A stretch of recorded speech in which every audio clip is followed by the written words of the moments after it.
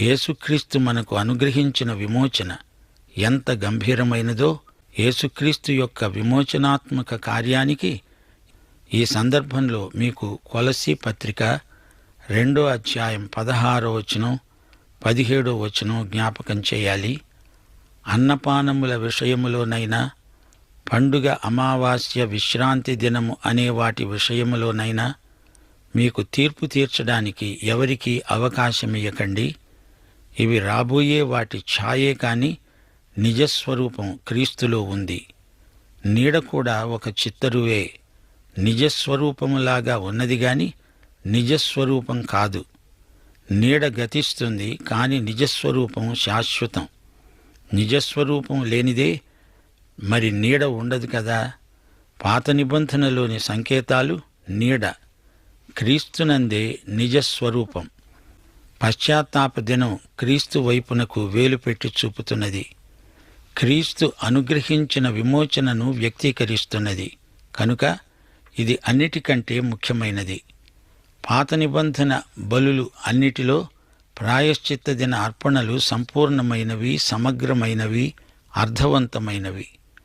ప్రాయశ్చిత్త దినం క్రీస్తును బయలుపరుస్తున్నది. ఆయనే మన ప్రధాన యాజకుడు, మన పక్షాన పరలోకంలో విజ్ఞాపన చేస్తున్నాడని మనకు నేర్పే వస్తుపాఠమే ప్రాయశ్చిత్త దినం. దేవుని మహాపరిశుద్ధత ఎదుట మానవుని ఘోర పాపం ఎలాంటి తీవ్ర శిక్షకు గురి అవుతుందో ఇక్కడ తేటగా చూపబడింది. మానవునికి దేవునికి మధ్య పెద్ద అఖాతం ఉంది.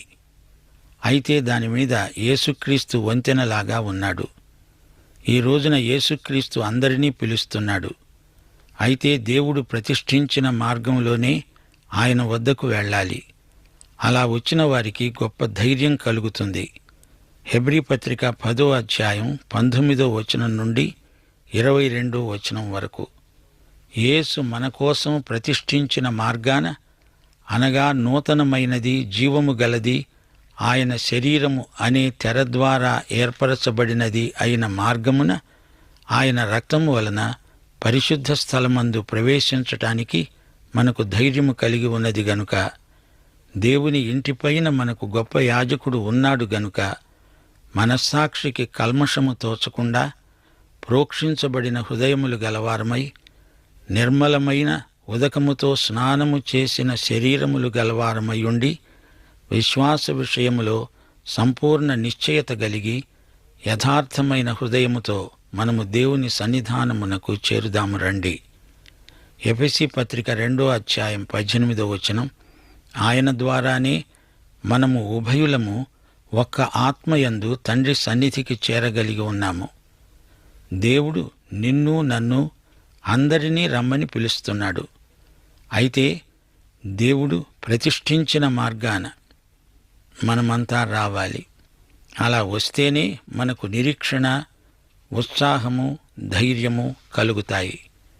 ఈ అధ్యాయములోని వృత్తాంతమంతా నాదాబు, అబీహు సోదరుల మరణం తరువాత జరిగింది. దేవుడు అంటున్నాడు, నాదాబు, అబీహులాగా మీకు ఇష్టం వచ్చిన మార్గాన నా వద్దకు రాలేరు. నేను నిర్ణయించిన మార్గమే మీరు రాదగిన మార్గం. ఈ రోజున యేసే మన అందరికీ మార్గం. ఎప్పుడైనా ఎక్కడైనా క్రీస్తు ద్వారా దేవుని వద్దకు రాగలం. సోదరీ సోదరులారా, దేవుని సన్నిధిలో అన్యాగ్నితో ప్రవేశించకూడదు. క్రీస్తును కాదని తమ స్వంత నీతిని చూపుకుంటూ ప్రార్థించడం అన్యాగ్నిని తేవడమే. క్రీస్తును మరుగుపరిచే భక్తి అన్యాగ్ని. క్రీస్తును మహిమపరచని దైవసేవకులు కూడా నాదాబు, అబీహు గోత్రికులే.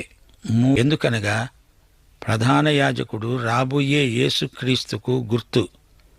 లోక పాపాలను మోసిన యేసుక్రీస్తు తాను ఒక్కడే మోయాలి. 22వ కీర్తన 1వ వచనం, నా దేవా, నా దేవా, నీవు నన్నేల విడనాడావు. నన్ను రక్షింపక, నా ఆర్తధ్వని వినక నీవేల దూరముగా ఉన్నావు అంటూ యేసు ప్రభు ఒంటరిగా చేసిన ఆక్రందన మీరు వినలేదా? దేవుడు, మనుష్యులు క్రీస్తును విడిచిపెట్టారు. ఆయన మన కోసం పాపముగా చేయబడ్డాడు. అయితే లోకరక్షణ విషయంలో తండ్రి కుమారుడు సహవాసంలో కలిసే ఉన్నారు. యోహాను సువార్త 16వ అధ్యాయం 32వ వచనం. ప్రభు అన్నాడు, ఇదిగో మీలో ప్రతివాడు ఎవని ఇంటికి వాడు చెదరిపోయి నన్ను ఒంటరిగా విడిచిపెట్టే ఘడియ వచ్చే ఉన్నది. అయితే తండ్రి నాతో ఉన్నాడు గనుక నేను ఒంటరిగా లేను. గమనించారా? ఇది ఒక గొప్ప మర్మం. 2 కొరింథీ 5వ అధ్యాయం 19వ వచనంలో దేవుడన్నాడు, దేవుడు వారి అపరాధములను వారి మీద మోపక క్రీస్తునందు లోకమును తనతో సమాధానపరుచుకున్నాడు. యేసుక్రీస్తు మన ప్రధాన యాజకుడు. తన మహిమనంతా పరలోకములో విడిచి వచ్చాడు. మానవ శరీరం ధరించాడు. శిలువ మీద మన కోసం చనిపోయాడు. యోహాను శుభవార్త 1వ అధ్యాయం 1, 14, 18 వచనాలు. ఆదియందు వాక్యమున్నది, వాక్యము దేవుని వద్ద ఉన్నది, వాక్యము దేవుడై ఉన్నది. ఆ వాక్యము శరీరధారి అయి కృపాసత్య సంపూర్ణుడుగా మన మధ్య నివసించింది. తండ్రి వలన కలిగిన అద్వితీయ కుమారుని మహిమ వలె మనము ఆయన మహిమను కనుగొన్నాము. ఎవడునూ ఎప్పుడైననూ దేవుని చూచి ఉండలేదు. తండ్రి వక్షమందున్న అద్వితీయ కుమారుడే ఆయనను బయలుపరిచాడు. యేసు ప్రభు తన దేవత్వాన్ని వదిలిపెట్టలేదు. యేసు మహిమను వదిలిపెట్టి మానవుడై ఈ లోకానికి వచ్చాడు. ఫిలిప్పీ పత్రిక 2వ అధ్యాయం 5వ వచనం నుండి 8వ వచనం వరకు. క్రీస్తు యేసునకు కలిగిన ఈ మనస్సు మీరు కలిగి ఉండండి. ఆయన దేవుని స్వరూపము కలిగిన వాడై ఉండి దేవునితో సమానముగా ఉండడం విడిచిపెట్టకూడని భాగ్యమని ఎంచుకొనలేదు గాని మనుష్యుల పోలికగా పుట్టి దాసుని స్వరూపమును ధరించుకొని తనను తానే రిక్తునిగా చేసుకున్నాడు. అంతేగాక ఆయన ఆకారముందు మనుష్యుడుగా కనపడి మరణము పొందునంతగా, అనగా శిలువ మరణము పొందేటంతగా విధేయత చూపినవాడై తనను తాను తగ్గించుకున్నాడు. యేసు తన దేవత్వమును కాదు, తన మహిమను విడిచిపెట్టాడు. ఆయన దేవుడే. మానవుడై వచ్చినా ఆయన దేవుడే. మానవత్వము దేవత్వము రెండూ యేసుక్రీస్తులో ఒకదాని సరసన ఒకటి ఉన్నాయి గాని అవి కలగాపులగం కాలేదు. కాని యేసుక్రీస్తు పాపరహితుడు. యేసుక్రీస్తు తన పాపం కోసం చనిపోలేదు, మన అందరి పాపాల కోసం చనిపోయాడు. ఆయన మన కోసం పాపంగా చేయబడ్డాడు.